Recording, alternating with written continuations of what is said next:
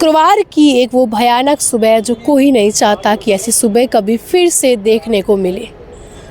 अल सुबह 5:55 पर वो आग की लपटें जिसने भी देखी वो चीख पुकारे, जिसने भी सुनी उनके दिमाग में, उनके माइंड में अभी भी वही सब घूम रहा है। जो शिकार हुए लोग और उनके परिजन, उनकी हालत को तो जान भी नहीं सकते।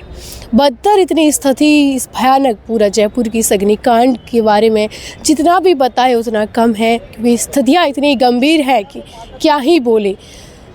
पूरा माहौल गमगीन, पूरा शुक्रवार का दिन, 20 दिसंबर का दिन जयपुर के लिए एक काले दिन के रूप में साबित हुआ, क्योंकि हादसा इतना भयानक था और उस हादसे की तस्वीरें और ज़्यादा भयानक।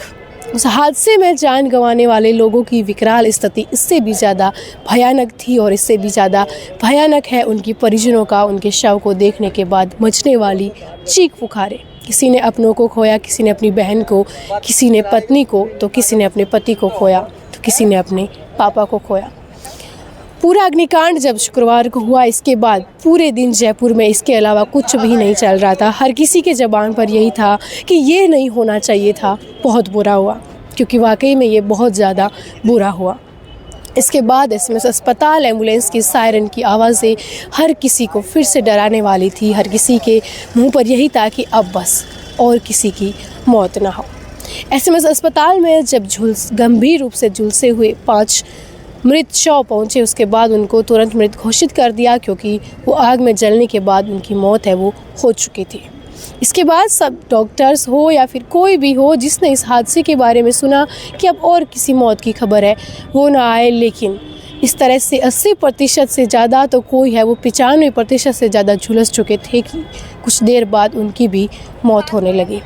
शनिवार की सुबह है, आज भी उस हादसे की तस्वीरें, वो चीखे पुकारे, सबके चलचित्र है वो आंखों के सामने अभी भी चल रहे हैं। और अब तक इस पूरे हादसे में 14 लोगों की मौत हो चुकी है।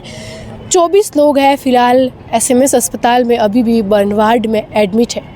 पूरे चिकित्सकों की टीम है वो उनको बचाने के लिए लगी हुई है और उनकी कोशिश है कि ये सब बच जाएं। डॉक्टर्स का कहना है कि इसमें इन 25 लोगों में से वो लोग भी शामिल हैं जो बहुत ज़्यादा जले हुए हैं, जिनकी बॉडी बहुत ज़्यादा बर्न हो गई, लेकिन हमारी कोशिश है कि उनको पूरी तरह से बचाया जा सके। 14 लोगों की यह मौत मात्र एक आंकड़ा हो सकता है कि हाँ 14 लोगों की मौत हुई है, लेकिन इन 14 मौत के पीछे जो एक चीखें हैं, एक दुख है, एक वेदना है, उसको हम समझ सकते हैं कि ये सब कुछ कितना भयावह था, कितना डरावना था और कितना ज़्यादा दुखदाई है। इसके बाद फ़िलहाल जो भी एडमिट है बर्न वार्ड में, उनका उपचार है यहाँ पर चल रहा है। नेता मंत्री उनसे मिलने आ रहे हैं, स्वास्थ्य का हालचाल पूछने के लिए आ रहे हैं।